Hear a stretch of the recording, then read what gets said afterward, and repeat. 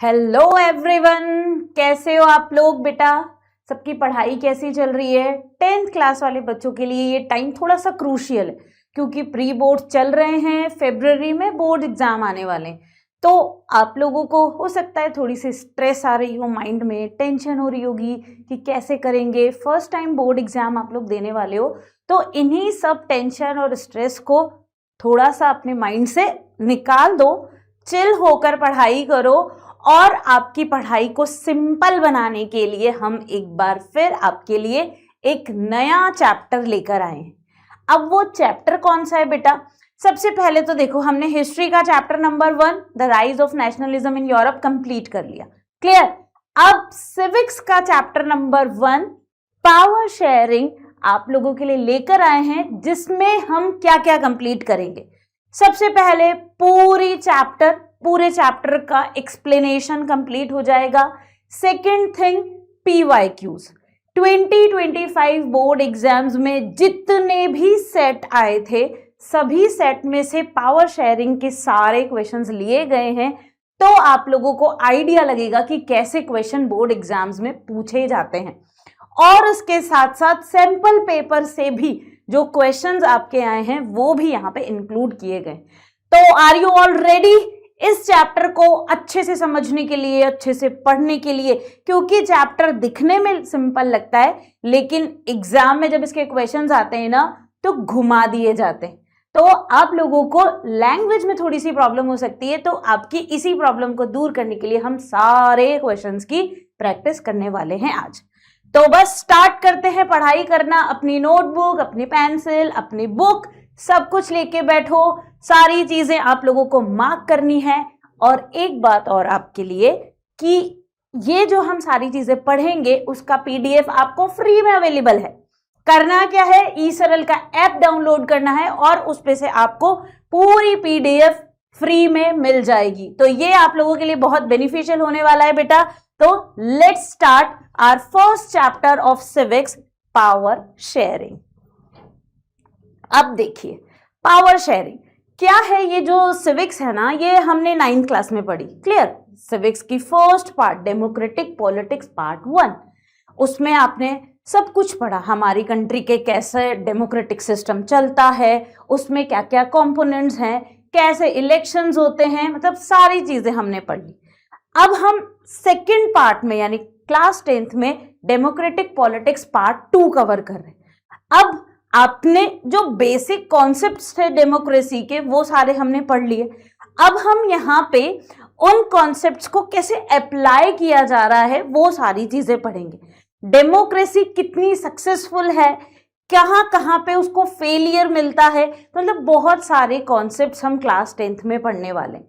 Power sharing, federalism, political parties, outcomes of democracy, सारी चीजें हमें 10th में पढ़नी। तो पहला हमारा चैप्टर है पावर शेयरिंग।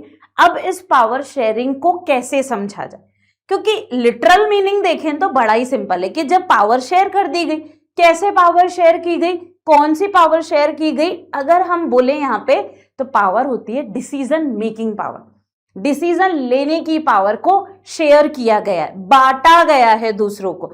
तो आप लोग सोच रहे होंगे क्या डेमोक्रेसी में पावर को शेयर करने से कंट्रीज अच्छे से चलती है, सब कुछ सही रहता है, कहीं कोई लड़ाई झगड़े तो नहीं होते? क्योंकि पावर ऐसी चीज है जो हर कोई देना पसंद नहीं करेगा। अपनी पावर कोई देना क्यों चाहेगा, क्यों अपनी पावर को कम करवाना चाहेगा? लेकिन डेमोक्रेसी में तो सक्सेस ही तभी मिलती है जब पावर को शेयर किया जाता है। अब इसी चीज को लिटरल मीनिंग में समझा, पर हम इसको केस स्टडी के थ्रू दो कंट्रीज के स्टोरी के थ्रू समझेंगे।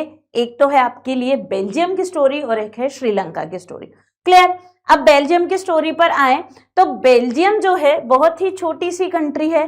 कहाँ पे ये कंट्री है? ये यूरोप में, यूरोप के कॉन्टिनेंट में ये कंट्री है। इसके अलावा यहाँ पे जो पॉपुलेशन है 1 करोड़ से भी कम है। और अगर हम देखें कि एरिया वाइज हमारे इंडिया का जो हरियाणा स्टेट है उससे भी छोटा एरिया है बेल्जियम का। तो इतनी छोटी सी ये कंट्री है। अगर आप पड़ोसी नेशंस को देखो, नेबरिंग कंट्रीज को देखो, तो कौन कौन सा? फ्रांस, जर्मनी, ठीक है, नीदरलैंड, लग्जमबर्ग, ये इसके नेबरिंग कंट्रीज हो गई। अब क्या है, बेल्जियम में एथनिक कॉम्पोजिशन के बारे में बता रखा। एथनिक कॉम्पोजिशन जो है वो बड़ी ही कॉम्प्लेक्स है। एथनिक कॉम्पोजिशन कैसे समझेंगे, देखो अपन एक एग्जाम्पल से समझते हैं एथनिक कंपोजिशन क्या होता है, एथनिसिटी क्या होती है। जैसे अपन इंडिया की बात करें, हम जहाँ रहते हैं हम रिलीजन के बेसिस पे देखते हैं कि भाई हम लोग हैं, मैं हिंदू हूँ, मेरे पड़ोसी हिंदूज हैं, तो हमारा एक ग्रुप बन जाएगा, ठीक है। कुछ लोग मुस्लिम्स हैं तो उनका एक ग्रुप बन जाएगा। तो एथनिक कंपोजिशन या एथनिसिटी कि जब रिलीजन के बेसिस पे हम लोगों में क्या रहेगी, एक सिमिलैरिटी रहेगी। तो हम क्या कर रहे हैं, कॉमन कल्चर या फिर कॉमन रिलीजन उसको शेयर कर रहे हैं और एक ग्रुप बना रहे हैं, तो ये चीज एथनिसिटी होती है। इसी तरीके से लैंग्वेज के बेसिस पे भी किया जाता है। तो यहाँ पे जो बेल्जियम की एथनिक कॉम्पोजिशन थी वो थोड़ी सी कॉम्प्लेक्स थी। अब क्या कॉम्प्लेक्स थी, तो आपको याद रखना पड़ेगा कि भाई बेल्जियम में जितनी भी पॉपुलेशन थी उसमें से 59% लोग फ्लेमिश रीजन में रहते थे जो कि डच लैंग्वेज बोलते थे। क्या हमने पढ़ा, 59% लोग फ्लेमिश रीजन में रहते थे और डच लैंग्वेज बोलते थे, बाकी 40% लोग वेलोनिया रीजन में रहते थे और फ्रेंच बोलते थे। क्लियर, 59% लोग फ्लेमिश रीजन में रहते थे, डच लैंग्वेज बोलते थे, और 40% लोग वेलोनिया रीजन में रहते थे जो कि फ्रेंच बोलते थे। तो यानी मेजॉरिटी किसकी देखी जाएगी, डच स्पीकर्स की, माइनॉरिटी किसकी देखी जाएगी, फ्रेंच स्पीकर्स की, और बाकी जो 1% लोग हैं वो जर्मन। अब 1% को तो कंसिडर ही क्या करेंगे बेटा, मेजॉरिटी यहाँ पे 59 है तो हम तो वही देखेंगे, मेजॉरिटी 59% की।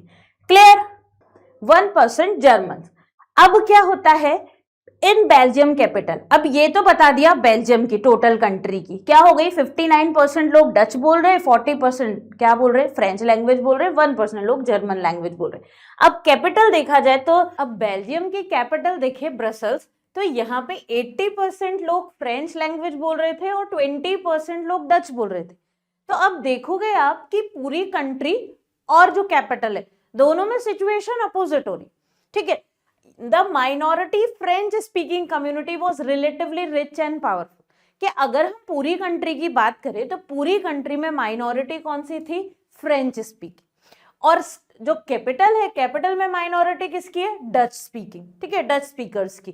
तो सिचुएशन अपोजिट। अब पूरी कंट्री में देखा जाए कि माइनॉरिटी फ्रेंच स्पीकर्स की है, पर फिर भी जो फ्रेंच स्पीकर्स हैं वो ज्यादा पावरफुल हैं, ज्यादा रिच हैं, मतलब उनके पास वेल्थ ज्यादा है, पावर ज्यादा है, एजुकेशन राइट्स वगैरह, अगर हम ऑल अदर राइट्स की बात करें तो वो उनको भी ज्यादा एंजॉय कर पा रहे हैं। और डच को देखें, this made Dutch speaking community angry as they got the benefit of economic development and education much later. कि डच जो थे वो ज्यादा थे, पर फिर भी उनको जो राइट्स मिले एजुकेशन से रिलेटेड, इकोनॉमिक डेवलपमेंट जो उनका हुआ वो बाद में हुआ, एज कंपेयर हम किससे करें, हम करें फ्रेंच से। तो इस वजह से ना थोड़ी सी प्रॉब्लम क्रिएट हो रही थी, थोड़ी सी टेंशन हो रही थी डच स्पीकर्स और फ्रेंच स्पीकर्स के बीच में। During 1950s and 1960s, tension between the Dutch speaking and French speaking communities created due to these differences। तो ये जो differences थे, इन्हीं differences के बीच वजह से फ्रेंच स्पीकर्स और डच स्पीकर्स के बीच में differences क्रिएट हो रहे थे और कॉन्फ्लिक्ट्स हो रहे थे। अब क्या था, अब गवर्नमेंट क्या करेगी, इस वजह से दोनों के बीच में क्या होने लगे, कॉन्फ्लिक्ट्स होने लगे। अब यहाँ पे during the 1950s 1960s tension between the Dutch speaking and French speaking communities created due to these differences, और इन्हीं डिफरेंसेस की वजह से प्रॉब्लम्स क्रिएट होने लगी। थोड़ा सा हम बोल सकते हैं कि कॉन्फ्लिक्ट्स आने लगे, थोड़ा बहुत लड़ाई झगड़ा भी होने लगा, बहुत बड़े लेवल पे नहीं पहुंचा लेकिन फिर भी। अब ऐसे केस में क्या किया जाए, क्योंकि दोनों को ही है कि भाई हमें सोल्यूशन तो निकालना पड़ेगा, सोल्यूशन नहीं निकालेंगे तो यहाँ पे हो सकता है बहुत ज्यादा अग्रेसिवली वॉर्स हो जाए या फिर अग्रेसिवली कोई लड़ाई करने लग जाए, किसी को मार दे, ये सारी चीजें हो सकती। तो हमने देखा कहाँ पे, बेल्जियम। अब हम देखें श्रीलंका में क्या था, सोल्यूशन अपन देखेंगे, पर पहले श्रीलंका की सिचुएशन क्या है। श्रीलंका जो है आपको सबको पता है कि अपने इंडिया की नेबरिंग कंट्री है। हम इंडिया का मैप लेते हैं तो नीचे हमें छोटा सा श्रीलंका दिखता है, तो वही श्रीलंका है। अब श्रीलंका में देखा जाए तो क्या था, यहाँ पे भी पॉपुलेशन डाइवर्स थी।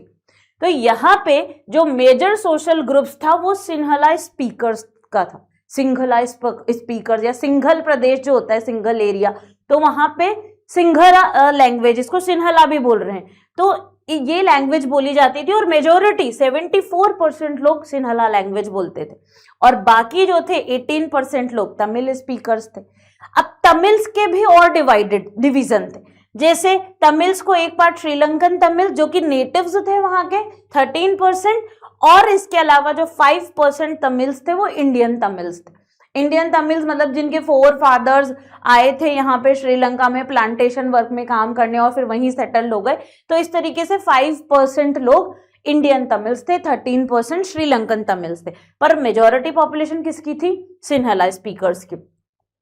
Most of Sinhala speaking peoples are Buddhist, और रिलीजन देखा जाए तो जो सिंहला स्पीकर्स थे वो बुद्धिज्म को फॉलो करते थे, ठीक है, बुद्धिज्म रिलीजन को फॉलो करते थे, पर जो तमिल्स थे वो हिंदूज भी थे और मुस्लिम्स भी थे। क्लियर? सिंहलास कौन से धर्म को मानते थे, बुद्धिज्म को, और जितने भी तमिल्स थे वो हिंदूज और मुस्लिम्स दोनों थे। फिर उसके बाद 7% क्रिश्चियंस भी थे, Christians who are both Tamils and Sinhalas, मतलब वो तमिल और सिंहला दोनों ही लैंग्वेज भी बोल सकते हैं और उससे भी रिलेट करते थे। 7% क्रिश्चियंस। अब यहाँ पे 7% को तो कंसिडर नहीं किया जाएगा क्योंकि वो माइनॉरिटी। बात की जाएगी सिंहलास की 74% और तमिल्स की 18%। अब ऐसे केस में क्या हुआ, ऐसे केस में यहाँ पे भी डिस्प्यूट्स अराइज हुए। क्यों डिस्प्यूट अराइज हुए? क्योंकि श्रीलंका में मेजॉरिटेरियनिज्म को फॉलो किया गया। अब आप सोच रहे होंगे what do you mean by this majoritarianism? Majoritarianism का मतलब है सीधा सिंपल सा इसका मीनिंग कि जब मेजॉरिटी के बेसिस पे गवर्नमेंट बना ली जाती है तो उसे मेजॉरिटेरियनिज्म बोला जाएगा। तो 74% सिंहला स्पीकर्स थे और जब गवर्नमेंट बनी तो उन्हीं लोगों में से गवर्नमेंट बनाई गई। मेजॉरिटी वो थी, सारे लीडर सिंहला स्पीकर्स लिए गए, गवर्नमेंट बना ली गई। अब क्या होता है, democratically elected government adopted a series of majoritarian policy measures to establish Sinhala supremacy. These are, अब क्या था, गवर्नमेंट बन गई मेजॉरिटी को बेसिस बनाते हुए, या फिर हम बोले मेजॉरिटी के बेसिस पे सिंहलाज ने अपनी गवर्नमेंट बना ली श्रीलंका में। उसके बाद इन्होंने ना कुछ चेंजेस कर दिए। क्या चेंजेस कर दिए? सिंहला लैंग्वेज को ऑफिशियल लैंग्वेज बना दिया गया, मतलब ऑफिशियल लैंग्वेज जितने भी लीगल काम होंगे सारी चीजें सिंहला लैंग्वेज में होगी। बच्चों के जो एक बोर्ड एग्जामिनेशन जैसे होते हैं उसमें ऑफिशियल लैंग्वेज में ही पेपर आता है, तो यहाँ पे सिंहला लैंग्वेज रहेगी तो सिंहला लैंग्वेज में ही एग्जाम पेपर आएगा, सारे लीगल वर्क इसमें ही होंगे। अब जिन लोगों को ये आती ही नहीं थी, यानी वो 18% लोग जिनको ये लैंग्वेज आती ही नहीं थी, अब वो क्या करेंगे? उनका तो सब कुछ ही बर्बाद। उन्हें ना तो पढ़ाई करने को मिलेगा, ना उन्हें कुछ समझ आएगा, ना उन्हें जॉब करने को मिलेगी, क्योंकि उन्हें लैंग्वेज ही नहीं आती, कैसे कम्युनिकेट करेंगे? तो ये इन सब चीजों से बड़ी प्रॉब्लम हो रही थी। इसके बाद government followed preferential policies that favoured Sinhala applicants for university positions and government job. अब इन्होंने क्या किया, एक और डिवीजन क्रिएट कर दिया, या फिर बोले डिस्क्रिमिनेशन किया कि जितने भी यूनिवर्सिटीज थी या गवर्नमेंट जॉब्स थी उनमें सिंहलाज को प्रेफरेंस दी जा रही। अगर मान लो कि सिंहलाज ने एप्लीकेशन दिया है और जो तमिल्स है उन्होंने भी दिया है, तो भले दोनों की क्वालिफिकेशन सेम हो, मतलब सब कुछ सेम है, लेकिन फिर भी प्रेफरेंस अब किसके बेसिस पे दी जाएगी? लैंग्वेज, मतलब सिंहलाज। अगर कोई सिंहला लैंग्वेज वाला है तो उसको एडमिट कर लिया जाएगा यूनिवर्सिटी में या गवर्नमेंट जॉब दे दी जाएगी। तमिल्स को बस इसीलिए छोड़ दिया गया क्योंकि वो तमिल स्पीकर या तमिल नेटिव है, तो इस वजह से बड़ी ही प्रॉब्लम क्रिएट हो रही है। These decisions gradually increase the feelings of alienation among the Sri Lankan Tamils। और क्या किया, बुद्धिज्म को भी इन्होंने अपना ऑफिशियल रिलीजन या नेशनल रिलीजन बना दिया था कि अब यहाँ पे आपको मानना है तो बस बुद्धिज्म ही चलेगा, इसके अलावा यानी सब लोगों के जो रिलीजियस हम रिलीजियस फीलिंग्स देखें उसको भी हर्ट कर दिया। अब ऐसे केस में तमिल्स को क्या फील होने लगा कि हमारी ही कंट्री है और हम कोई अलग कर दिया गया, एलाइनेट फील करने लगे वो। तो उनको हर चीज में बहुत प्रॉब्लम आ रही थी, उनके सर्वाइवल में, उनको जॉब नहीं मिल रहा था, उन्हें पढ़ाई नहीं करने को मिल रही थी और कोई उनकी बात सुनने वाला था ही नहीं, कोई उनकी प्रॉब्लम के सोल्यूशन निकालने वाला नहीं था। ऐसे केस में बड़े स्ट्रगल हुए।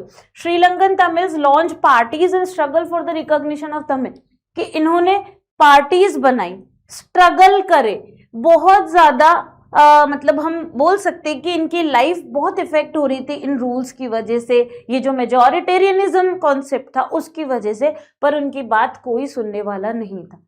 ऐसे केस में फिर क्या होने लगा, ये चाहते थे कि हमको इक्वालिटी मिले, इक्वल अपॉर्चुनिटी मिले, पर कुछ नहीं हो रहा था। तो फिर फाइनली तमिल्स ने डिसाइड किया कि आप हमें कुछ नहीं कर रहे ना, मतलब हमें अपना मान ही नहीं रहे हो, हम इस कंट्री के सिटीजन ही नहीं है, तो ऐसा करो हमें अलग से एरिया दे दो। और उसको क्या मतलब इन्होंने किसकी डिमांड करी, तमिल एलम, यानी हमारा स्टेट ही अलग बना दो जिसमें आप अपने हिसाब से रहना, हम हमारे हिसाब से रहेंगे, हम हमारे हिसाब से एडमिनिस्ट्रेशन मैनेजमेंट सारी चीजें करें। तो इस चीज पर भी कोई डिसीजन नहीं है, कोई सुनवाई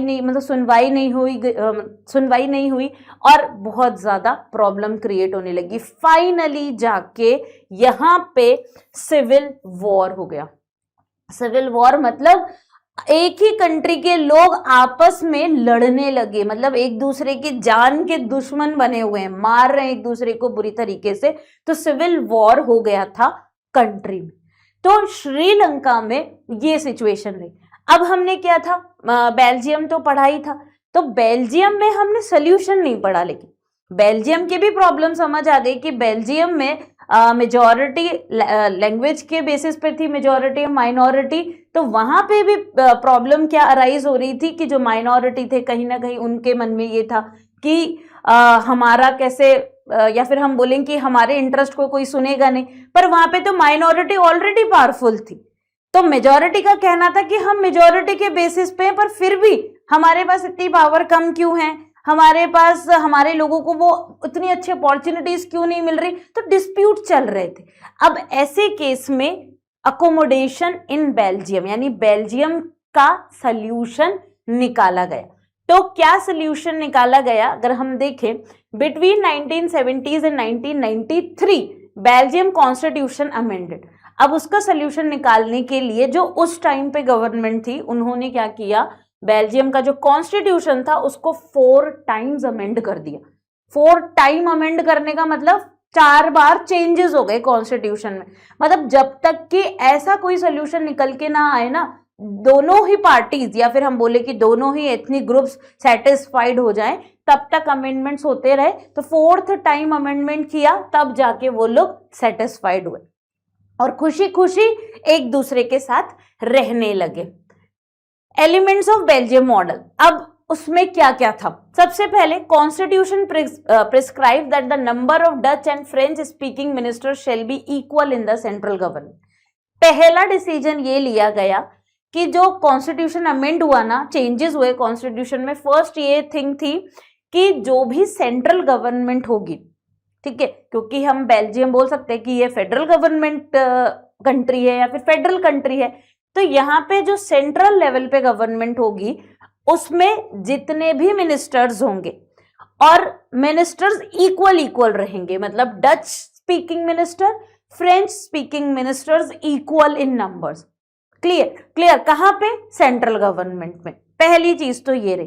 तो अब कोई प्रॉब्लम ही नहीं होगी, किसी के मन में किसी तरीके की कोई फीलिंग ही नहीं आएगी कि हमारे साथ गलत हो रहा है या उसके साथ गलत हो रहा है। नहीं, जब बराबर मिनिस्टर्स हैं तो क्या बात की गलत या क्या गलत क्या सही, सब कुछ सही चल रहा है कि इक्वल मिनिस्टर्स रहेंगे। कहाँ पे, सेंट्रल गवर्नमेंट में। Many powers of the central government have been given to the state governments of the 2 regions of the country. और उसके बाद पावर को डेलीगेट किया गया। सेंट्रल गवर्नमेंट की पावर स्टेट गवर्नमेंट को शेयर की गई, उनको डेलीगेट की, यानी सेंट्रल गवर्नमेंट ने अपनी पावर अपनी इच्छा से वॉलंटरली स्टेट गवर्नमेंट को दे दी। अब जब ब्रुसेल्स ये देखेगा तो कहीं ना कहीं ब्रुसेल्स को भी लगेगा कि हाँ वहां पे ऐसा हो रहा है, सेंट्रल गवर्नमेंट में ऐसा हो रहा है, तो स्टेट में भी होना चाहिए। Brussels has a separate government in which both the communities have equal representation. और ब्रसेल्स में जो सेपरेट गवर्नमेंट थी वहां पे भी फिर इक्वल नंबर्स के मिनिस्टर्स ही रखे गए, और जो दो मतलब डच स्पीकिंग मिनिस्टर और फ्रेंच स्पीकिंग मिनिस्टर्स इक्वल थे यहाँ पे भी। There is also provision of community government elected by the people belonging to one language community which has the power regarding culture, educational and language related issues। ये तो हो गया। अब यहाँ पे डच और फ्रेंच की बातें तो भाई सॉल्व हो गई, लेकिन हमने देखा कि जर्मन्स भी थे, 1% ही थे पर थे तो सही ना। तो अब ऐसे केस में एक थर्ड गवर्नमेंट बनाई गई जिसका नाम था कम्युनिटी गवर्नमेंट। अब ये कम्युनिटी गवर्नमेंट वो भी जो भी मतलब एक्स्ट्रा है या फिर वो बहुत ज्यादा माइनॉरिटी में है, तो उन लोगों के इंटरेस्ट को ध्यान में रख के काम करेंगे। जैसे यहाँ पे community government elected by people belonging to one language community which has the power regarding culture, educational and language related issue. तो उनके उस कम्युनिटी से जैसे जर्मन लैंग्वेज थी तो उनकी कम्युनिटी एक कम्युनिटी गवर्नमेंट बन गई है, वो लोग ही इलेक्ट करेंगे किसी लीडर को, और वही लीडर उन सारे जो डिसीजंस होंगे कल्चर, एजुकेशन, लैंग्वेज रिलेटेड, इन सब से रिलेटेड डिसीजन मेकिंग करेगा। तो मतलब ऐसा मॉडल बनाया गया या फिर वो सोल्यूशन निकाला गया जिसकी वजह से बेल्जियम में सब खुशी खुशी रहने लगे, और वो भी साथ मिलके। तो अब यहाँ पे हम कंक्लूजन निकालें दोनों ही स्टोरी का, क्योंकि हम स्टोरी क्यों पढ़ रहे हैं, ताकि पावर शेयरिंग समझ आ जाए अच्छे से। तो आपने बेल्जियम की पावर शेयरिंग पढ़ ली और श्रीलंका की। बेल्जियम में पावर को शेयर किया गया, डिस्प्यूट्स वहां भी थे, डिस्पैरिटीज वहां भी थी, डिस्क्रिमिनेशंस तो हम नहीं बोलेंगे, डिविजन्स वहां भी थे, पर बेल्जियम में उन सभी डिविजन्स को इक्वली सॉल्व किया गया, सबके इंटरेस्ट को ध्यान दिया गया, सबकी वैल्यू, हर पर्सन की डिग्निटी और वैल्यूज को कंसिडर की गई, और इस तरीके से सोल्यूशन निकाला, जिसका फाइनली रिजल्ट रहा कि सब कुछ बहुत ही बेहतर हो गया बेल्जियम में, और बेल्जियम में सब लोग खुशी खुशी रहने लगे। और पूरे वर्ल्ड में बेल्जियम इतना छोटा था पर फिर भी बेल्जियम को सब जान रहे हैं, क्योंकि जो उसकी इमेज सेट हुई ना वर्ल्ड में, वो बहुत ही पॉजिटिव इमेज थी। और वहीं आप दूसरी तरफ श्रीलंका देखो तो श्रीलंका में कुछ भी पॉजिटिव नहीं था, वहां पे पावर को शेयर ही नहीं करना चाहते थे। सिनेला सारी पावर अपने पास रखना चाहते थे, तो उन्होंने ध्यान ही नहीं दिया तमिल पे। इसकी वजह से वहां पे क्या हो गया, लड़ाई झगड़े, दंगे, सिविल वॉर्स क्रिएट हो गए थे। तो पावर शेयरिंग की ये इंपॉर्टेंस है। पावर शेयरिंग होने की वजह से कंट्री हमेशा, मतलब कंट्री में जितने भी लोग हैं वो सेटिस्फाइड रहते हैं। कंट्री में कभी भी वॉयलेटिव जो सिचुएशंस होती हैं, वॉयलेंस वगैरह, ये नहीं होता, और पावर शेयरिंग नहीं होने की वजह से इतना सब कुछ हो जाता है। तो इन दोनों ही स्टोरी से आप लोगों को पावर शेयरिंग कॉन्सेप्ट समझ आ गया होगा। अब नेक्स्ट पार्ट है इस चैप्टर का, why power sharing is desirable. तो पावर शेयरिंग की जरूरत क्यों है? डेमोक्रेसी को सक्सेसफुल बनाना है तो पावर शेयरिंग चाहिए। विदाउट पावर शेयरिंग डेमोक्रेसी काम नहीं कर सकती। मतलब हम ये बोल सकते हैं कि पावर शेयरिंग क्या है? पावर शेयरिंग एक तरीके से जैसे हमारी बॉडी को सीधा खड़ा रखने के लिए बैकबोन की जरूरत होती है, इसी तरीके से ये पावर शेयरिंग उसी बैकबोन का काम करती है किसी भी डेमोक्रेटिक कंट्री। तो why power sharing is desirable? Power sharing is good because it helps to reduce the possibility of conflict between social groups. कि पावर शेयरिंग क्यों जरूरी है? पावर शेयरिंग होने से क्या हो जाता है कि कॉन्फ्लिक्ट्स होने की जो पॉसिबिलिटी है वो रिड्यूस हो जाती। कॉन्फ्लिक्ट्स तो होते, जैसे आज अपन अपनी इंडिया की बात करें, हमारे इंडिया में भी पावर शेयर्ड है, सेंट्रल गवर्नमेंट है, स्टेट गवर्नमेंट है, लोकल गवर्नमेंट, यहाँ पे भी कॉन्फ्लिक्ट्स होते, लेकिन कॉन्फ्लिक्ट्स इतना बड़ा कभी नहीं होता कि कंट्री में सिविल वॉर्स हो जाए। क्यों नहीं हो पाता? क्योंकि हमारे यहाँ पे भी पावर को शेयर किया हुआ है, डिसीजन मेकिंग पावर को शेयर किया हुआ है, इसीलिए कभी भी यहाँ पे इतने बड़े लेवल पे कॉन्फ्लिक्ट्स नहीं होते। Power sharing is the very spirit of democracy. इसको अपन समझे कि जैसे हमारी बॉडी जो है इसमें अपन बोलते हैं ना कि सोल होना बहुत जरूरी है, सोल नहीं होगी तो हम कैसे मतलब जिंदा ही नहीं रह सकते ना। तो इसी तरीके से डेमोक्रेसी की सोल किसे माना गया है, पावर शेयरिंग, ठीक है। तो पावर शेयरिंग ही लाइव करती है डेमोक्रेसी को, अदरवाइज डेमोक्रेसी कॉन्सेप्ट कोई काम का नहीं होगा अगर पावर शेयरिंग उसमें से निकाल ली जाएगी। A democratic rule involves sharing power with those affected by its exercise and who have to live with its effect। कि ये जो डेमोक्रेटिक रूल होता है, डेमोक्रेटिक रूल में क्या इन्वॉल्वमेंट बता रखी है, power sharing with those affected by its exercise. कि डेमोक्रेटिक गवर्नमेंट जैसे भी काम कर रही है, उसकी जो भी चीजें हो रही है, जो भी वो डिसीजन ले रहे हैं, तो वो सब उससे अफेक्टेड रहते, affected by its exercise and who have to live with its effects. कि देखो कि डेमोक्रेटिक कंट्री है, डिसीजन मेकिंग हुई और उस डिसीजन मेकिंग की वजह से जो भी लोग अफेक्ट हुए हैं ना, उन पर भी पावर शेयरिंग का असर होता है। तो democratic rule involves power sharing with those affected by its exercise. जो उसके एक्सरसाइज से अफेक्ट हो रहे उनके पास भी पावर शेयर है, और जो लोग अफेक्ट होंगे उन डिसीजन से उनके पास भी पावर शेयर। तो अपन सिंपल सी बात करें, डेमोक्रेटिक कंट्री में जैसे हमारी कंट्री के जो लीडर्स होते हैं उनके पास भी पावर होती है, और हम लीडर्स अगर कोई भी डिसीजन लेंगे, ठीक है, कोई भी डिसीजन लेंगे, कोई भी डिसीजन एक्सरसाइज करेंगे वो, तो हम पर भी इफेक्ट आएगा और हमारे पास भी पावर शेयर। पर कैसे हमारे पास पावर शेयर है, हमारे पास पावर है वोटिंग की। तो अगर हम लोगों के पास वोटिंग पावर नहीं होगी तो गवर्नमेंट ही नहीं बनेगी, गवर्नमेंट नहीं बनेगी तो डेमोक्रेसी कैसे चलेगी। तो सभी को पावर शेयर की जाती है। फॉर्म्स ऑफ पावर शेयरिंग, अब हम यहाँ पे पढ़ेंगे there are 4 types of power sharing, जिसमें हमको हॉरिजॉन्टल, ठीक है, वर्टिकल ये पढ़ना है, और इसके अलावा नेक्स्ट और हम पढ़ेंगे, और फिर उसके बाद हम सारे क्वेश्चंस सॉल्व करेंगे इस चैप्टर के। तो नेक्स्ट है forms of power sharing. In modern democracy power sharing arrangements can take many form. सबसे पहला horizontal distribution, first form of power sharing हम बोलेंगे इसको horizontal distribution of power. Horizontal सब समझते हो, हॉरिजॉन्टल लाइन कैसी होती है, वर्टिकल लाइंस कैसी होती है, क्लियर। तो हॉरिजॉन्टल डिस्ट्रीब्यूशन ऑफ पावर, यहाँ पे मतलब जो डेमोक्रेटिक कंट्रीज होती है उसमें पावर हॉरिजॉन्टली भी डिवाइडेड रहती। तो power is shared among different organs of the government. जब भी हॉरिजॉन्टल आएगा ना बेटा तो ऑर्गन्स आएगा, ठीक है, वर्टिकल आएगा तो लेवल्स आएगा।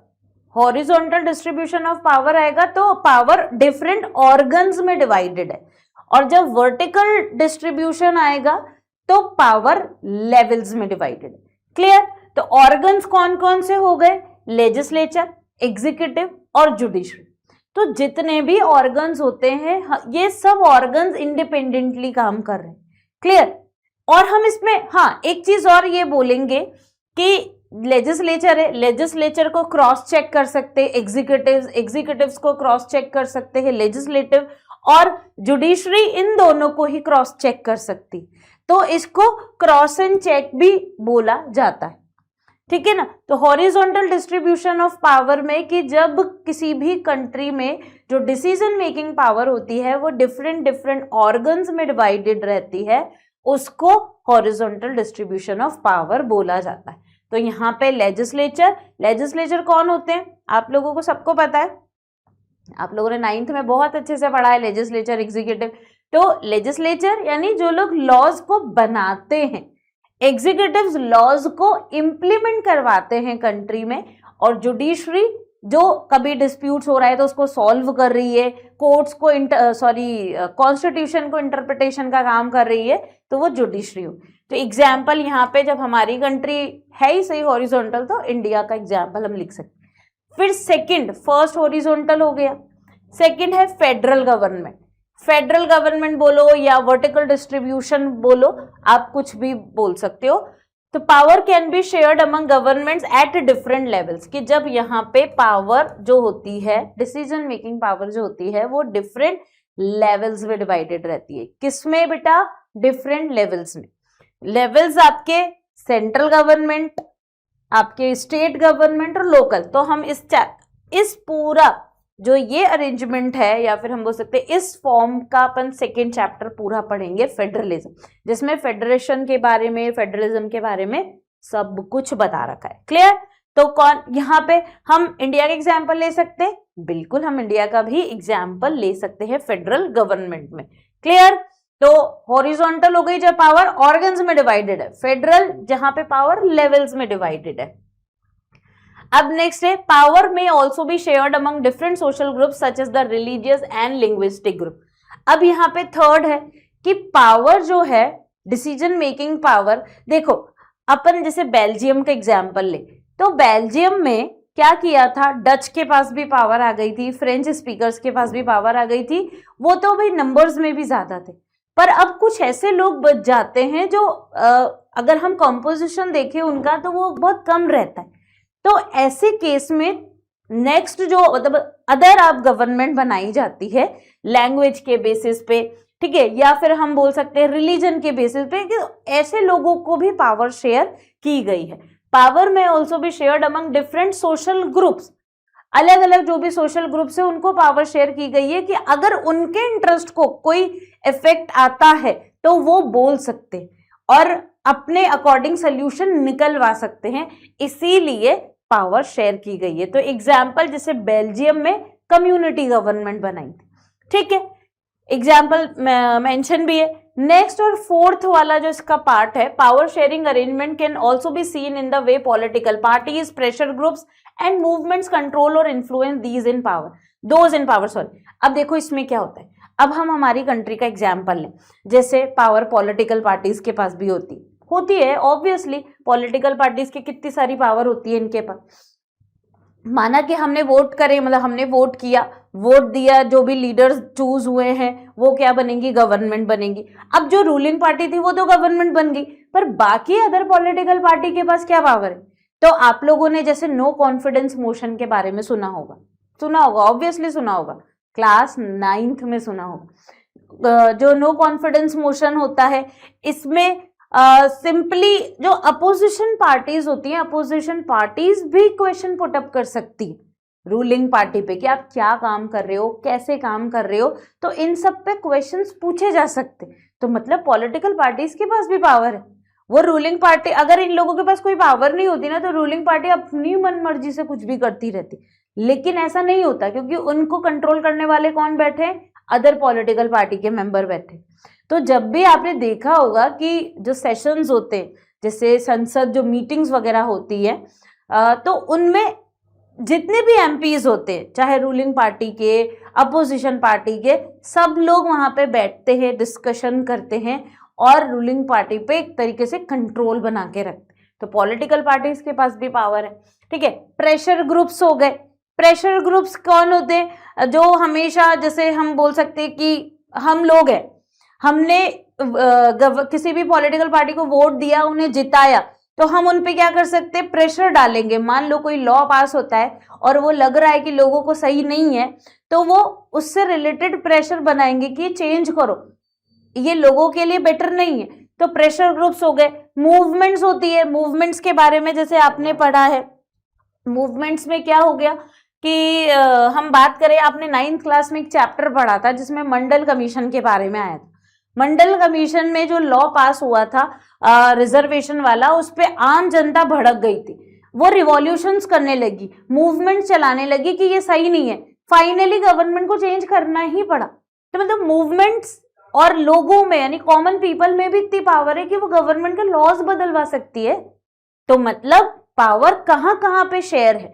तो इसी वजह से कोई भी डेमोक्रेटिक कंट्री अच्छे से चलती है और वहां पे कोई सिविल वॉर्स नहीं होता, क्योंकि वहां पे पावर को शेयर किया जाता है। आई बात समझ में? ये सारे आपके फॉर्म्स ऑफ पावर शेयरिंग थे। तो यहीं तक आपका चैप्टर था। चैप्टर की समरी हमने पूरी पढ़ ली, चैप्टर समझ लिया क्या है इस चैप्टर में, क्या नहीं है। और अब हम यहाँ पे क्वेश्चंस करेंगे, जो भी आपके PYQ के क्वेश्चन, सैंपल पेपर्स के क्वेश्चन है, वो हम पूरा सॉल्व करने वाले। क्लियर? सबको समझ आया ना यहाँ तक? किसी को कोई डाउट हो तो बेटा कमेंट सेक्शन में पूछ लेना, और आप लोगों को इसका पीडीएफ, जैसे लास्ट लेक्चर जो हुआ था उसमें बच्चों के कमेंट थे कि भाई पीडीएफ कहाँ मिलेगी, तो ई सरल का ऐप आपको डाउनलोड करना है। आपको उसमें फ्री पीडीएफ अवेलेबल हो जाएगी जिसमें समरी और ये नोट्स ये क्वेश्चन आंसर वगैरह आपको मिल जाएंगे। तो आप ऐप डाउनलोड करो और वहां से पीडीएफ डाउनलोड कर सकते हो। ठीक है, तो ये आप लोगों के लिए बहुत बेनिफिशियल होने वाला है, बहुत हेल्पफुल कंटेंट होने वाला है। क्योंकि देखो बेटा, एनसीईआरटी जब आप पढ़ते हो बहुत लेंदी लगती है ना, और आप बार बार नहीं पढ़ सकते उसको। एग्जाम है कल, आपका 4 दिन के आपको गैप मिला है, और उन 4 दिन में आप हर चैप्टर को बुक से थरोली रीड कैसे कर पाओगे, इतना टाइम नहीं होता। तो हमें लास्ट टाइम के लिए क्या होता, समराइज्ड नोट्स की जरूरत पड़ती। तो उन समराइज्ड नोट्स ये आपको ये बहुत हेल्पफुल रहेगी। ठीक है, इन क्वेश्चन को रीड करोगे तो आपको आइडिया लगेगा कि कैसे क्वेश्चन बन सकते, मतलब किस लेवल की लैंग्वेज आपसे पूछी जा सकती है। तो बहुत हेल्पफुल रहेंगे, बहुत आपके लिए काम आने वाले हैं। इसको डाउनलोड करना और इनको जरूर रीड करना एग्जाम देने जाने से पहले। क्लियर। अब नेक्स्ट, बेल्जियम सॉल्व, अभी देखो ये क्वेश्चन है, Belgium solve its problem of majoritarianism by strengthening which of the following types of government. अब यहाँ पे क्वेश्चन आंसर आपको देना है, वैसे तो आंसर गिवन है, पर फिर भी आप लोग ट्राई करो, इसको एनालाइज करो कि क्या इसका आंसर होगा। आंसर गिवन है पर आपको ध्यान से पढ़ना है। Belgium solve its problem of majoritarianism by strengthening which of the following type of government, unitary government, presidential government, parliamentary और फेडरल। तो आपको आंसर दिख ही रहा है, federal form of government. Which one of the following organization has its headquarter in Brussels? United nation organisation, European union, ये भी आपके बुक में, और इसका यूरोपियन यूनियन। क्लियर। और एक बात और मैं आप लोगों को बताऊं बेटा, जो आप एग्जाम देने जाओगे, ठीक है, जब आप एग्जाम देने जाओगे, आपका जो एग्जाम है एसएसटी का, साइंस का जिसे होगा, तो सेक्शंस आते हैं, सबको पता है, section A, section B, section C, section D. ठीक है, अब आपको एक बात हमेशा ध्यान रखनी है, बहुत ज़्यादा इंपॉर्टेंट है, सेक्शन जब आप आंसर लिखोगे अपनी कॉपी में तो सेक्शन ज़रूर लिखना है। ठीक है, सेक्शन ए अगर आप सॉल्व कर रहे हो तो सेक्शन ए आप लिख दो, फिर सेक्शन ए के जितने भी आंसर्स है, आंसर नंबर 1, आंसर नंबर 2, ठीक है, ऐसे लिखोगे, section A complete. Section B करोगे तो आपको बड़ा बड़ा सेक्शन बी रिप्रेजेंट करना है बुक में, सॉरी जो आंसर बुक है, ठीक है, आपकी कॉपी होगी उसमें, और सेक्शन बी के जितने भी आंसर है वो सेक्शन बी में ही करना, सेक्शन सी के जितने भी आंसर है वो सेक्शन सी में ही करना, सेक्शन डी के जितने आंसर है सेक्शन डी में ही करना। ऐसे मत कर देना कभी भूल गए या गलती हो गई कि सेक्शन बी तो लिख रखा है और आंसर आपने सेक्शन डी का कर दिया आंसर नंबर लिख के, तो ऐसा नहीं करना है, सेक्शन वाइज ही आपको चलना है। ये बहुत इंपॉर्टेंट है और ये सीबीएसई का नोटिफिकेशन है कि अगर आपने इस तरीके की कोई गलती करी तो आपका वो कंसिडर नहीं किया जाएगा। सेक्शन के अकॉर्डिंग ही आंसर करना है, प्रैक्टिस जरूर कर लेना इस चीज के लिए, ये बहुत बहुत इंपॉर्टेंट है। और लगता है हमें कि अरे ये क्या है, तो बहुत सिंपल है, पर बेटा जब वहां पे हम लिखने लगते हैं तो उस तरीके की मिस्टेक हो जाती है, तो आपको इन चीजों का ध्यान रखना है। ठीक है, और उसके लिए क्या करोगे, उसके लिए रिटन प्रैक्टिस करोगे। रिटन प्रैक्टिस जैसे मैथ्स में ज़रूरी है, साइंस में ज़रूरी है, उसी तरीके से सोशल साइंस में भी आपको 100 आउट ऑफ 100 नंबर लेकर आने हैं तो ज़रूरी है। ठीक है, आई बात सबको समझ में? कोई डाउट हो तो ज़रूर आप पूछ लेना कमेंट सेक्शन में, ठीक है ना बेटा। चलो नेक्स्ट है, which of the following countries an example of sharing of power between the national and state governments to account for internal diversity? United States of America, Australia, Belgium और Switzerland. Answer सबको show हो रहा है? हो रहा है? अगर नहीं हो रहा है तो आप आंसर दो, अगर हो रहा है तो फिर तो ठीक है, आपको दिख ही रहा है आंसर, तो Belgium. Which of the following, अब बेटा ये सारे एमसीक्यूज आपके बोर्ड वाले, मतलब बोर्ड में जो पूछे गए हैं। Which of the following groups is in majority in Sri Lanka? बहुत ईजी है ये तो, Sinha.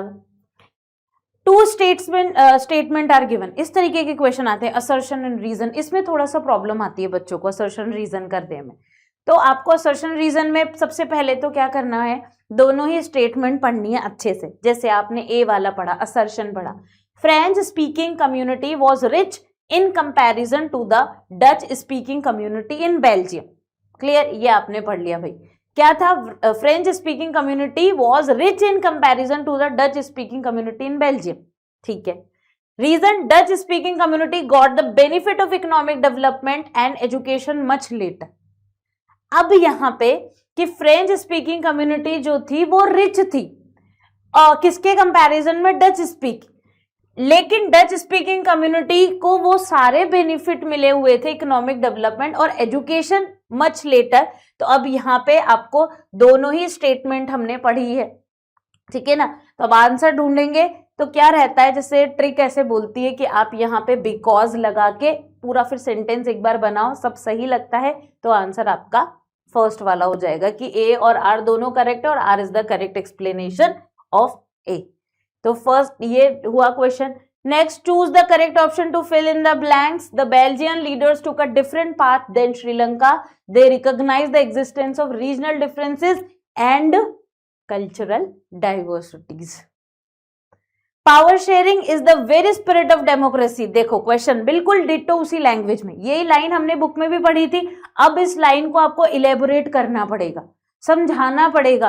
Power sharing is the very spirit of democracy, support the statement by given suitable arguments. अब आपको इसको एक्सप्लेन करना है। जब ऐसा क्वेश्चन आया तो थोड़ा लगा ना यार क्या लिखें, समझ नहीं आ रहा। एक लाइन तो बन सकती है पर क्वेश्चन आ गया 5 मार्क्स का या 3 मार्क्स का, तो क्या लिखेंगे? तो अब इसमें आपको समझ आएगा जब आप इसको रीड करोगे। सबसे पहला पॉइंट, इन्वॉल्वमेंट ऑफ पीपल, कि डेमोक्रेसी में क्या होता है, डेमोक्रेसी में सब लोगों को इन्वॉल्व किया जाता है, कॉमन पीपल को भी। कैसे इन्वॉल्व किया जा रहा है? क्योंकि उनके पास राइट टू वोट होता है। तो in a democracy people are sources of all political power, they have a right to be consulted in how they are to be governed. कि यहाँ पे जो बिल्कुल स्मॉलेस्ट यूनिट है, कॉमन पीपल है, कॉमन पीपल के पास भी इतनी इंपॉर्टेंट पावर दी हुई है कि उन लोगों को राइट है उनसे कंसल्ट करना। उनको अब कैसे कंसल्ट करेंगे? डायरेक्टली हम लोग तो पार्लियामेंट में जाते नहीं है कि भाई हम बता रहे हैं कि ये करना है वो करना है। हमें तो भाई कैसे कंसल्ट होता है, हम हमारे रिप्रेजेंटेटिव को चूज करते हैं और जो रिप्रेजेंटेटिव पार्लियामेंट में बैठा है वो पार्लियामेंट में बैठ के हमारी बातों को, हमारे इंटरेस्ट को वहां पे प्रेजेंट कर रहा है। इस तरीके से कंसल्ट किया जाता है। तो power sharing concept, power sharing the very spirit of democracy because, क्योंकि इसमें कॉमन से कॉमन पीपल को भी इन्वॉल्व किया गया। लेजिटिमेसी ऑफ द गवर्नमेंट, कि जो गवर्नमेंट है वो लेजिटिमेट गवर्नमेंट है, लोगों ने फाइनल अथॉरिटी दी हुई है, लोगों ने एक्सेप्ट किया हुआ है कि ये हमारी गवर्नमेंट है, जो भी काम कर रही है बिल्कुल सही कर रही है, मतलब लोगों की एक्सेप्टेंस है उस पर। A legitimate government is one where citizens participate and acquire a stake in the system through power sharing. अब यहाँ पे देखो गवर्नमेंट की लेजिटिमेसी क्यों बोली? क्योंकि देखो हमने ही गवर्नमेंट को चूज किया है, गवर्नमेंट कुछ काम करेगी, कोई डिसीजन मेकिंग लेती है, तो इसका क्या मीनिंग हो गया कि जो हम चाह रहे थे वैसा ही हो रहा है ना, कुछ गलत तो कर ही नहीं रही गवर्नमेंट, हमने उनको बनाया है, हमने उनको चूज किया है, तो मतलब हमारी जो भी मर्जी है वो वहां तक जा रही है और वही उसको आगे बढ़ा रहे। तो हम लोगों ने उसको, ये हमारी खुद की गवर्नमेंट है, हमने इनको एक्सेप्ट किया है, तो क्या बोला जाएगा कि democratic government is legitimate government. Respect for diverse views, it ensure that due respect is given to different groups and opinion in society, making government more democratic. अब यहाँ पे इतने जैसे अपन अपनी कंट्री की बात करें तो इतनी डाइवर्सिटी है, अलग अलग तरीके के लोग हैं, पर सबकी बातों को सुना जाता है। क्योंकि यहाँ पे क्यों ऐसा होता है? क्योंकि हर पर्सन की वैल्यू है, हर पर्सन वोट में अपना पार्टिसिपेशन देता है, इलेक्शंस में पार्टिसिपेशन देता है, तो हर पर्सन की वैल्यू है, तो इसलिए हर एक इंसान को रिस्पेक्ट दी जा रही है, उसकी वैल्यूज उसके ओपिनियंस को सुना जा रहा है, वो क्या चाहता है ये भी कंसिडर किया जा रहा है।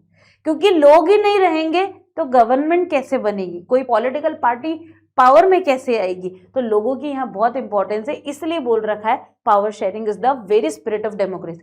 मतलब हर लेवल पे जाओ आप, पावर सबको शेयर कर रखी। अगर पावर शेयर नहीं होती तो क्या होता? फिर वही श्रीलंका वाली सिचुएशन होती। तो आई बात समझ में? आपको अगर क्वेश्चन आता है why power sharing power sharing is the very spirit of democracy, तो आपको समझाना है, तो कैसे पॉइंट्स लिख सकते हो आप? इस तरीके से next question, why is power sharing essential for the success of democracy? अगर आपको डेमोक्रेटिक कंट्री या डेमोक्रेटिक फॉर्म ऑफ गवर्नमेंट को सक्सेसफुल बनाना है तो पावर शेयरिंग जरूरी क्यों है? अब फिर सोचो इस पे क्या लिखोगे। अगर ऐसा क्वेश्चन आया आपका, हमने तो पढ़ लिया कि पावर शेयरिंग भाई बहुत ही सिंपल चैप्टर है, दो देशों की कहानियां हैं, फिर पावर शेयरिंग अरेंजमेंट्स बता रखे और why power sharing is desirable, बस इतने से उसमें टॉपिक है। पर अब क्वेश्चन कैसा आ गया, दिमाग चकरा रहा है ना, घूम रहा है कहीं ना कहीं, क्या लिखें। जब एकदम से बोर्ड एग्जाम में इस तरीके का क्वेश्चन आ जाता है तो माइंड में चीजें आती नहीं है कि क्या लिखे यार, वहां पे तो अरेंजमेंट था, बेल्जियम और श्रीलंका की कहानी थी, अब इसमें क्या पूछ लिया, why power sharing is essential for the success of democracy. तो इस तरीके की लैंग्वेज को कैसे हमें आंसर यहाँ पे बनाने हैं, इसीलिए हमें पीवाईक्यू पढ़ना बहुत जरूरी होता है। तो अब यहाँ पे हम क्या लिख सकते, सबसे पहला, power sharing is essential for the success of democracy because it ensure fairness, equality and stability in the society. कि पावर शेयरिंग जरूरी है क्योंकि ये क्या करती है, ये सोसाइटी में फेयरनेस, मतलब सब इक्वल हैं, किसी के साथ कोई डिस्क्रिमिनेशन नहीं है, इस चीज को कंसिडर करती है। इक्वालिटी, सब लोगों को इक्वालिटी मिली हुई है। स्टेबिलिटी, सोसाइटी में स्टेबिलिटी बनी हुई है, सब लोग अपनी गवर्नमेंट को मान रहे हैं, गवर्नमेंट जो बात बोल रही है उसको एक्सेप्ट कर रहे हैं। तो ये सारी चीजें पावर शेयरिंग की वजह से है। First, prevent concentration of power, कि पावर शेयरिंग से क्या किया गया, हर एक लेवल तक पावर को बांटा गया है। आम इंसान, जो आम जनता होती है, we are the mango peoples of our country, और हमको भी पावर दे रखी। तो इस वजह से किसी एक पर्सन के हाथ में ना पूरी ओवरऑल पावर नहीं है। तो prevents concentration of power by dividing power among different organs and levels of government, it avoid misuse of authority. अब जैसे अपन एग्जाम्पल ले, क्या एग्जाम्पल ले, कि फ्रांस में जब फ्रेंच रेवोल्यूशन आपने पढ़ा तो पूरी की पूरी पावर मोनार्क के पास थी। अब जब मोनार्क को पता था कि सारी पावर मेरे पास है तो वो अपने हिसाब से काम करता था, लोगों का भला हो रहा है तो हो रहा है, नहीं हो रहा तो नहीं हो रहा, उसे कोई मतलब नहीं था, वो तो बस अपनी लग्जरी और अपनी लेविश लाइफ जीता था। ठीक है, तो अब यहाँ पे पूरी की पूरी पावर किसके पास हो गई, एक ही जने के पास कंसंट्रेटेड हो गई।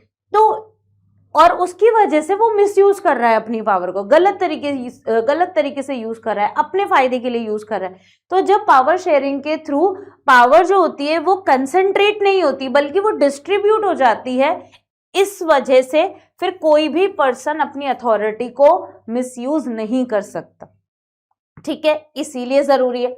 फिर next, protect interest of all group, कि जितने भी ग्रुप्स यानी जितने भी तरीके के हमारी कंट्री में लोग रहते हैं सबको वैल्यू दी जाती है, सबके इंटरेस्ट को प्रोटेक्ट किया जाता है। चाहे बिल्कुल हम बोले ना शेड्यूल्ड कास्ट का हो, कोई और भी शेड्यूल्ड ट्राइब्स हो, बैकवर्ड एरिया से रिलेट कर रहा हो, तो ऐसे मतलब हर एक टाइप के लोगों को, हर ग्रुप को कंसिडर किया जाता है, उनके इंटरेस्ट को प्रोटेक्ट किया जाता है, इसलिए पावर शेयरिंग इसेंशियल है।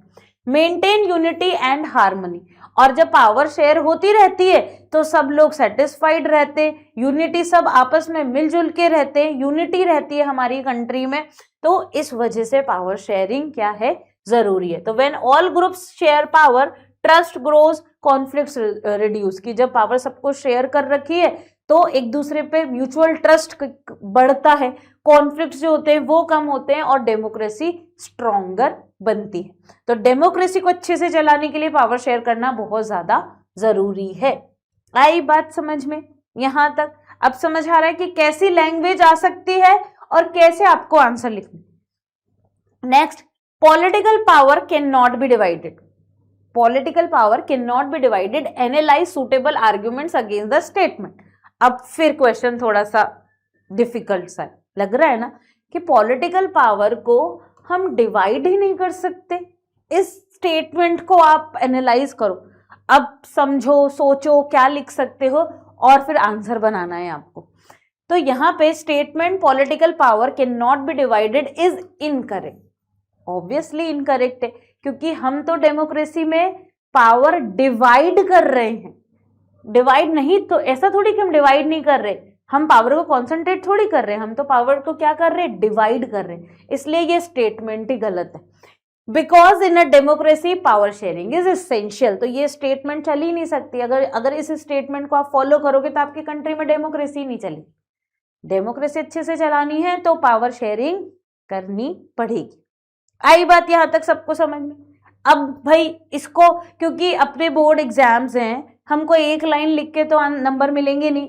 आंसर आया होगा 3 मार्क्स में, 5 मार्क्स में, तो जितने मार्क्स का है कम से कम उतने पॉइंट्स तो लिखने पड़ेंगे। और बेटा ना, आप एक चीज पर और ध्यान देना कि जितने भी अपने ये वाले क्वेश्चंस हैं ना, इन सब क्वेश्चंस में सब पॉइंट्स भी मेंशन है। तो आपको भी यही कोशिश करनी है।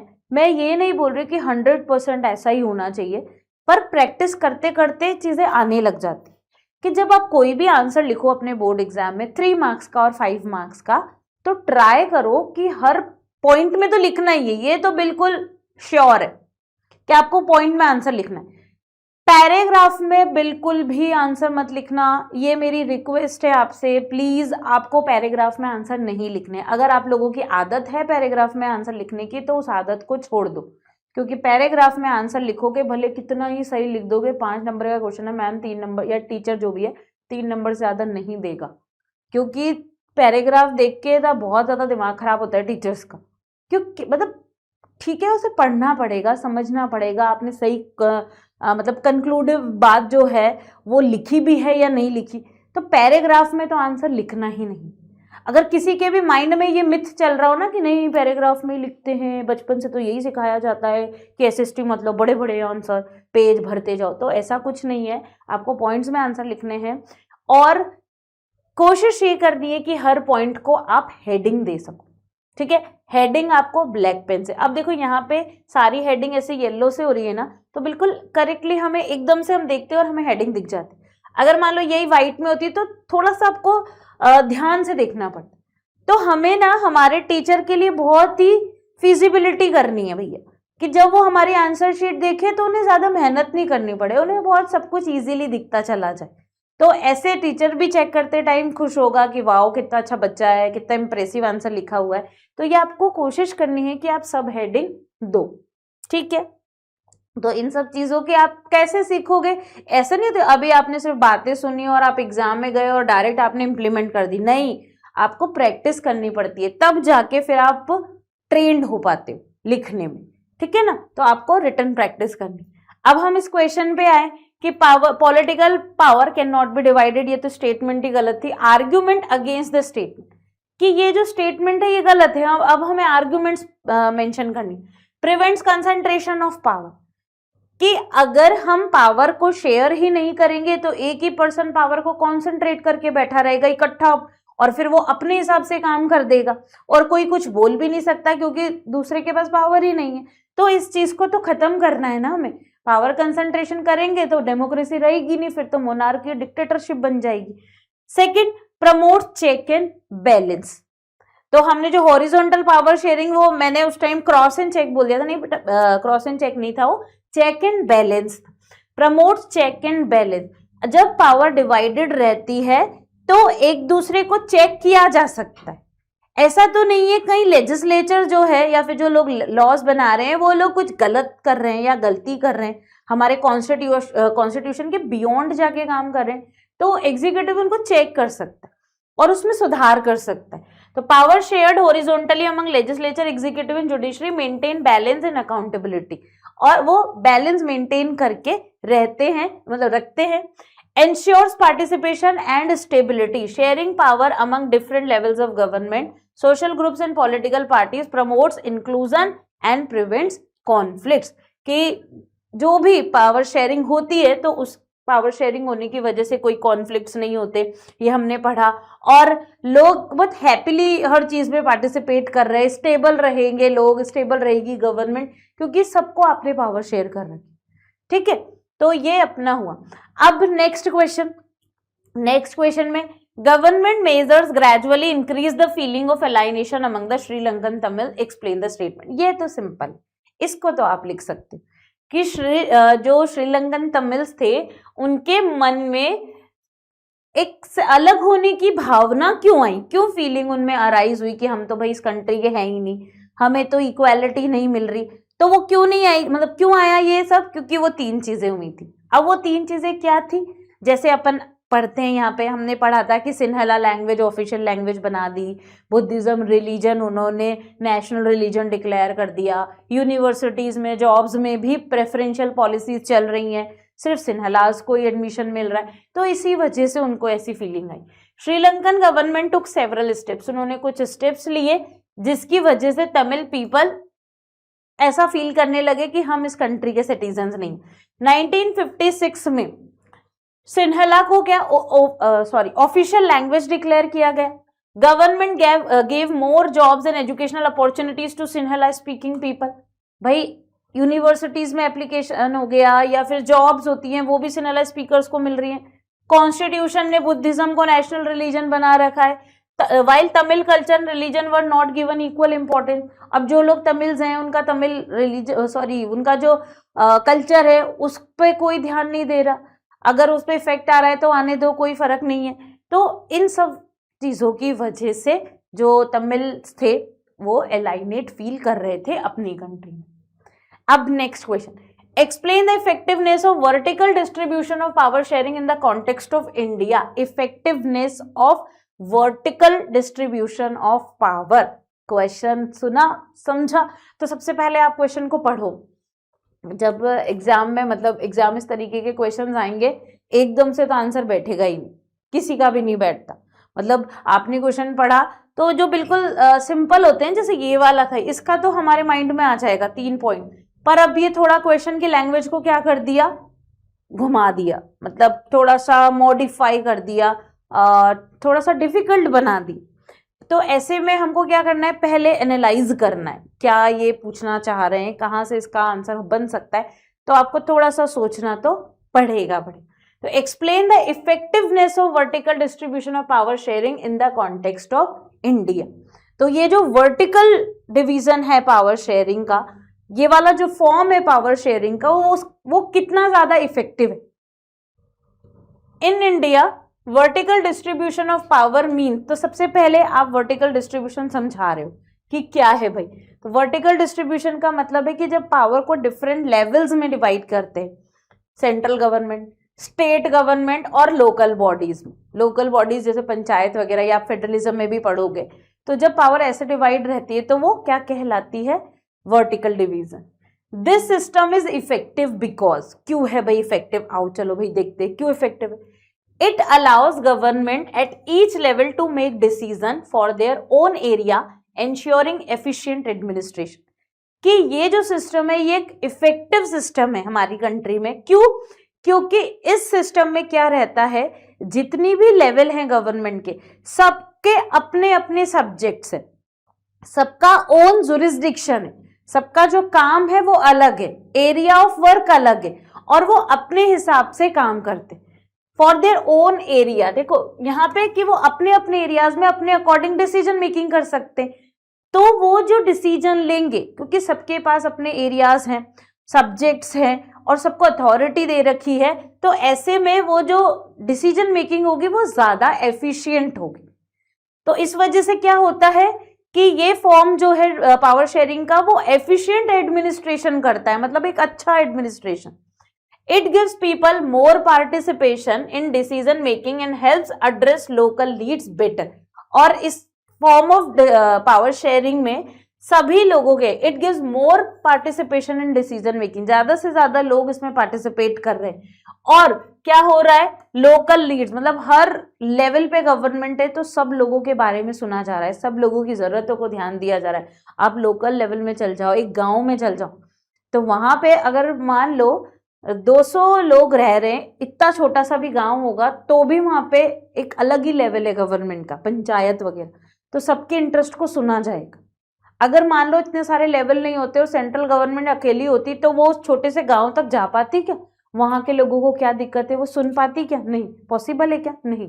लेकिन अलग अलग लेवल्स होने की वजह से सबका पार्टिसिपेशन है, सबकी बात सुनी जा रही है।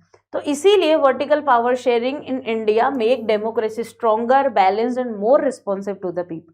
मोर रिस्पॉन्सिव यानी लोगों की नीड्स को सुन रहे हैं गवर्नमेंट और उसके अकॉर्डिंग रिस्पॉन्स कर रही है, एक्शन ले रही है, तो ये वर्टिकल डिवीजन मेकिंग के वर्टिकल डिवीजन की वजह से ही हो पा रहा है।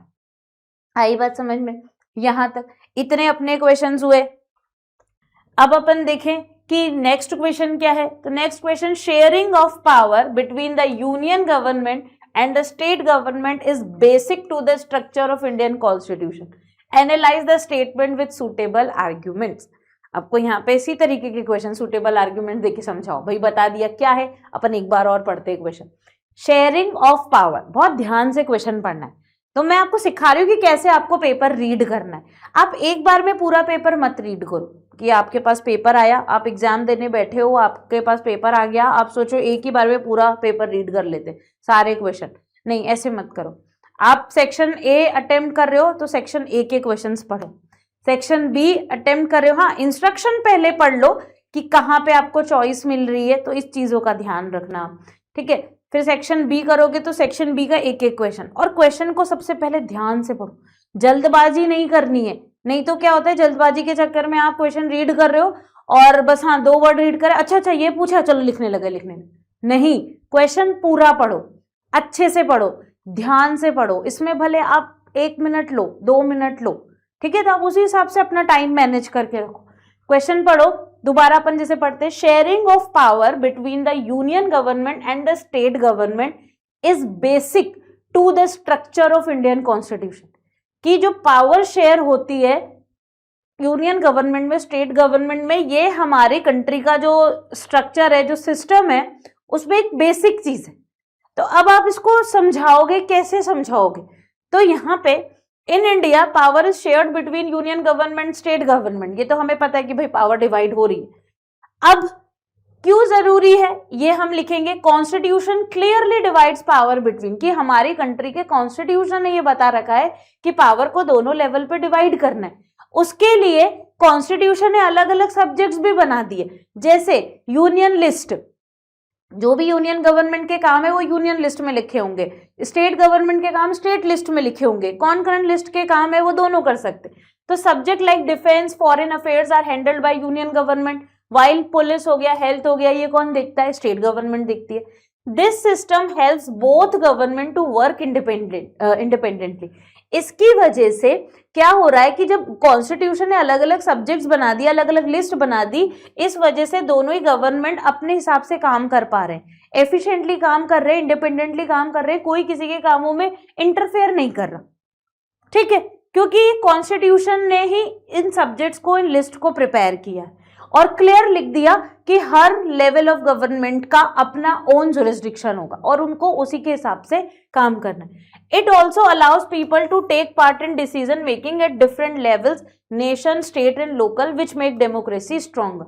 और इसमें फिर people का भी participation, क्योंकि गवर्नमेंट्स तो people ही चूज करके बनाएगी ना, वोटिंग में तो पार्टिसिपेशन पीपल का होना बहुत जरूरी है। ये लोग वोट देंगे, कोई लीडर जीतेगा, जब जाके फिर गवर्नमेंट बनेगी, रूलिंग पार्टी बनेगी, तो ये सब लोगों का होना बहुत जरूरी है। It also allows people to take part, इसलिए उसमें लोगों का इन्वॉल्वमेंट भी है, ठीक है। ये क्वेश्चन हुआ, how does the Indian constitution ensure the division of power between the union and state government, explain. अब ये ऐसा क्वेश्चन है जो पावर शेयरिंग में भी आ गया वैसे, और फेडरलिज्म में भी आ सकता है, पर ज्यादा चांसेस फेडरलिज्म में आने के रहेंगे, क्योंकि क्वेश्चन क्या है, how does the Indian constitution, Indian constitution ने कैसे डिवीजन किया है पावर शेयरिंग का स्टेट गवर्नमेंट और सेंट्रल में, तो लिस्ट के बेसिस पे डिवीजन किया है। 3 लिस्ट दे रखी है।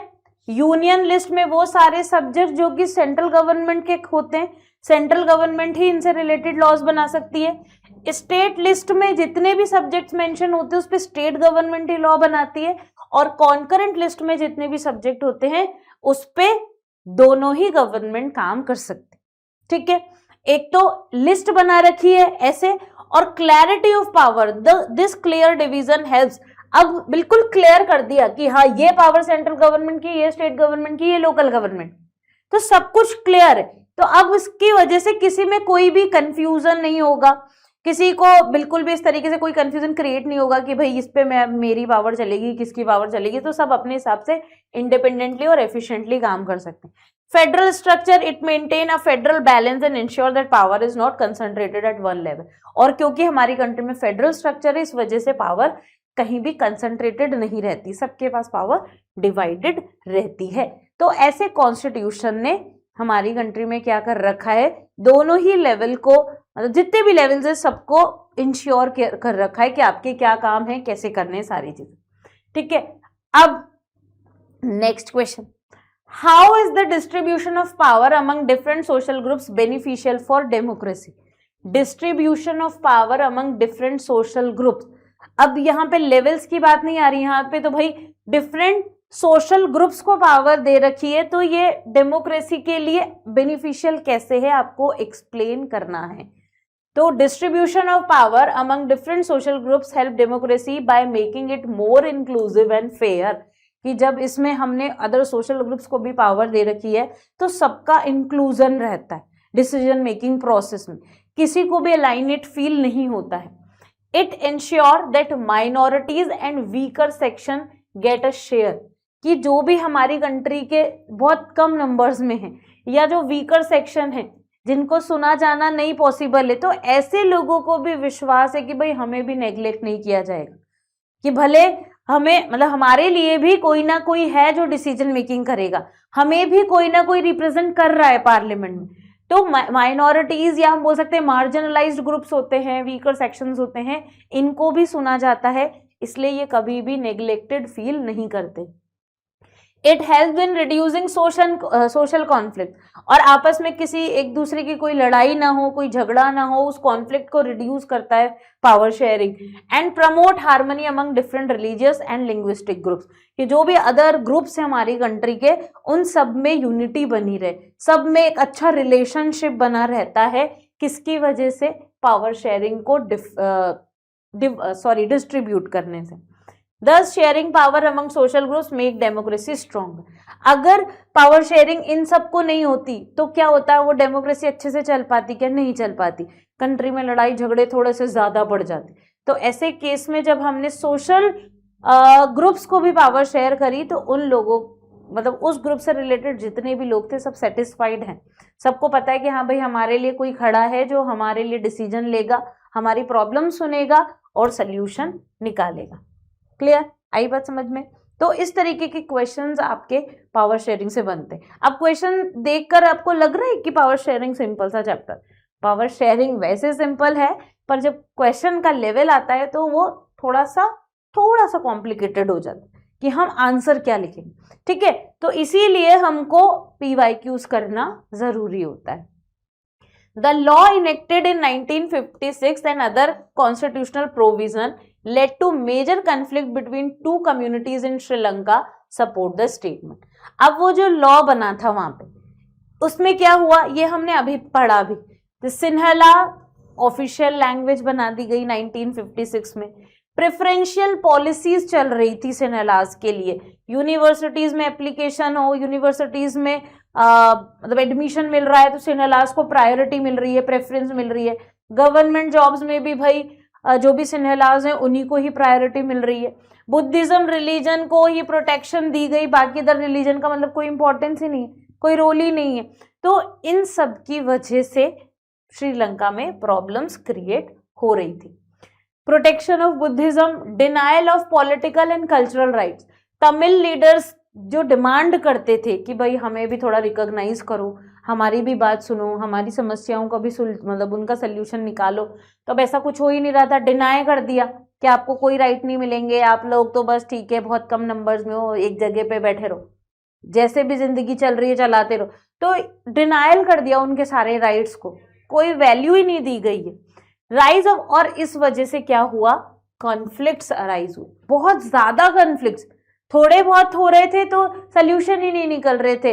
इतने ज्यादा तमिल्स परेशान हो गए कि बस उनको बहुत गुस्सा आने लगा और मारामारी चालू हो गई, और इन्होंने डिमांड करी कि चलो हम कुछ नहीं करना ना आपको, तो आप हमको तमिल एलम दे दो, आप अलग ही सिन्हलाज वाले रहते रहो, हमें अलग से स्टेट दे दो। पर ये भी मना कर दिया गया, ये भी नहीं हुआ। तो फिर वो इतना गुस्सा जो था, इतनी नफरत जो थी, और उसकी वजह से कंट्री में क्या हुआ, सिविल वॉर्स हुए। क्लियर? तो ये अपना श्रीलंका से रिलेटेड है।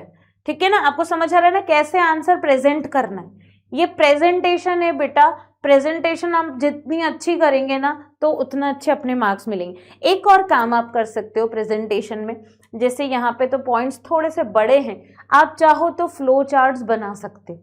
जैसे मान लो आप ये वाला आंसर लिख रहे हो, क्लियर, तो आप यहाँ पे फ्लो चार्ट्स के थ्रू जैसे ऐसे एक आपने एक पॉइंट इधर आपको बता दिया, इधर पॉइंट आपने बता दिया, इधर पॉइंट बना दिया, और तो ये 4 पॉइंट्स हो गए, आप यहाँ पे मेंशन कर दो, ठीक है ना, कि दोस्तों क्या है, पॉइंट्स पहले ही दिख जाएंगे, फिर आप पॉइंट्स को अच्छे से एक्सप्लेन कर दो। तो इस तरीके से भी आप कर सकते हो। Power sharing increases trust between different group, support the statement कि पावर शेयर करने से विश्वास बढ़ता है, म्यूचुअल ट्रस्ट बढ़ता है।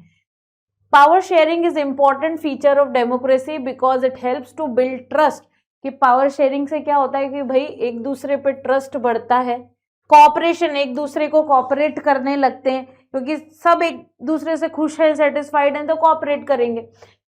cooperation among different social and cultural groups, it ensure that no group feel ignored or dominated by others, कि कोई भी ignorance feel नहीं कर रहा, कोई भी ये फील नहीं कर रहा कि भाई हमें नेग्लेक्ट किया जा रहा है या हम पर कोई डोमिनेशन चला रहा है, वो डोमिनेटेड नहीं।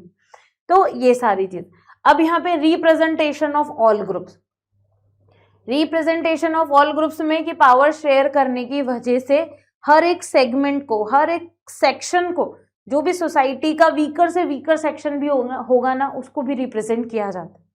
तो यहाँ पे कोई नेग्लेक्ट फील कर ही नहीं सकता, सबको सुना जा रहा है, सबकी बात सुनी जा रही है। रिड्यूसेस सोशल कन्फ्लिक्ट्स, और जो भी सोशल कन्फ्लिक्ट्स होते हैं उनको कम किया जा रहा है पावर शेयरिंग की वजह से। अगर कन्फ्लिक्ट हो गए, जैसे बेल्जियम में कन्फ्लिक्ट हो रहे थे तो उसको अवॉइड कर दिया गया पावर देकर। तो जितने भी सोशल कन्फ्लिक्ट्स हो सकते हैं वो कम हो जाते हैं अगर पावर शेयर होती है। Promotes unity and stability, power share रहेगा तो यूनिटी रहेगी कंट्री में, सब आपस में मिलजुल के रहेंगे, एक साथ मिलके काम करेंगे, और जब लोग सब साथ में मिलजुल के काम करेंगे तो मतलब गवर्नमेंट स्टेबल है, वहां पे स्टेबिलिटी मेंटेन है। लड़ाई झगड़े हो रहे हैं, गवर्नमेंट के मतलब गवर्नमेंट के अगेंस्ट में नारे लगाए जा रहे हैं, मूवमेंट चल रही है, तो मतलब स्टेबल नहीं है ना, वहां पे कंट्री में स्टेबल सिचुएशंस नहीं है। लेकिन अगर पावर शेयर हो रही है तो यूनिटी रहेगी, स्टेबिलिटी रहेगी कंट्री में। स्ट्रेंथन डेमोक्रेसी, और डेमोक्रेसी को मजबूत बनाया जाता है। पावर शेयरिंग नहीं होगी तो डेमोक्रेसी भी ढीली ढाली रहेगी, वही ना, बिना बैकबोन का इंसान कैसे रहेगा, तो वही वाली चीज है। और डेमोक्रेसी को स्ट्रेंथ देती है power sharing. Promotes unity, power sharing helps maintain the unity of the country, people are more likely to support the government when they see their interest being respected, encourage cooperation. हाँ, encourage cooperation ये भी एक point है, पर ये highlight होना भूल गया था, मतलब वो क्या भूल गया, मैं भूल गई हाईलाइट करना। तो एनकरेज कॉपरेशन, पावर शेयरिंग होती है तो एक दूसरे को कॉपरेट भी करा जाता है, क्योंकि सब सेटिस्फाइड है, सबकी बात सुनी जा रही है, किसी को किसी से कोई कंप्लेन नहीं है, तो कॉपरेशन रहती, ठीक है। It allows different groups to work together, promoting mutual respect and understanding among them, कि एक दूसरे की रिस्पेक्ट करते हैं, एक दूसरे को समझते हैं, क्लियर। तो ये हमने पढ़ा। और अब एक आप लोगों के लिए, मतलब इतने सारे क्वेश्चंस हमने करे हैं, अब इसमें ना जो सैंपल पेपर के क्वेश्चंस वो भी इंक्लूडेड थे। ये वाला क्वेश्चन केस स्टडी का क्वेश्चन है, ये आपके सैंपल पेपर 2025 का, क्लियर। ये पूरी केस स्टडी मैंने आपको दे दी है। अब इसमें आपको क्या करना है, ये बेटा आप लोगों का होमवर्क रहेगा। इतना हमने पढ़ा, पूरा चैप्टर हमने समझा, सारे क्वेश्चन, मतलब जो भी कॉम्प्लिकेटेड से कॉम्प्लिकेटेड लैंग्वेज बन सकती है ना इस चैप्टर से क्वेश्चंस की, वो सारे क्वेश्चन कवर कर लिए। तो आपको इनको अच्छे से एक एक बार सबको रीड करना है। अब इससे ज्यादा हाई लेवल नहीं जाएगा बोर्ड एग्जाम का, ऐसे टेंशन मत करना कि भाई इससे भी ज्यादा टफ लेवल बना दिया, लैंग्वेज ही समझ नहीं आ रही, नहीं नहीं, ऐसा कुछ नहीं होगा। इतना करने के बाद फिर आप कैसा भी क्वेश्चन बनेगा आप उसको कर लोगे सॉल्व, ठीक है ना। तो अब आप लोगों के लिए ये मेरी तरफ से एक होमवर्क है कि आप ये केस स्टडी रीड करना, और इस केस स्टडी में 3 क्वेश्चंस गिवन है। State any 2 demands of Tamil in Sri Lanka, explain any 2 provisions of Belgium model of power sharing, and third, state the results of the majoritarian government in Sri Lanka। तो इस case study को read करना, बहुत simple सी case study है, तीनों के आपने इतना पढ़ लिया, इतना समझ लिया तो बिल्कुल 100% श्योर हूं मैं कि आपको ये आंसर्स आ जाएंगे। तो ये आंसर आपको सॉल्व करने हैं, प्रैक्टिस करनी है, लिखना है, तो ये आप लोगों का होमवर्क है। तो यहीं पे हमारा पावर शेयरिंग चैप्टर कंप्लीट हुआ। आई होप आप लोगों को बहुत अच्छे से समझ आया होगा, लैंग्वेज का लेवल भी आपको समझ आया होगा। इन सबको आप रीड करना, समझना, लर्न करना आंसर, और प्रेजेंटेशन अपने आंसर्स की आपको यही रखनी है। तो देखना बेटा, आप लोगों के इस सब्जेक्ट में 100 आउट ऑफ 100 मार्क्स आ सकते हैं। अगर आप ऐसे ही काम करोगे तो आएंगे, कंफर्म आएंगे। और हाँ, टेबुलर डायग्राम्स और फ्लो चार्ट्स बना के भी आप अपने आंसर्स को प्रेजेंट कर सकते हो। ठीक है, तो ये चैप्टर हमारा कंप्लीट हुआ। अब हम मिलेंगे एक नए चैप्टर के साथ। So thank you so much.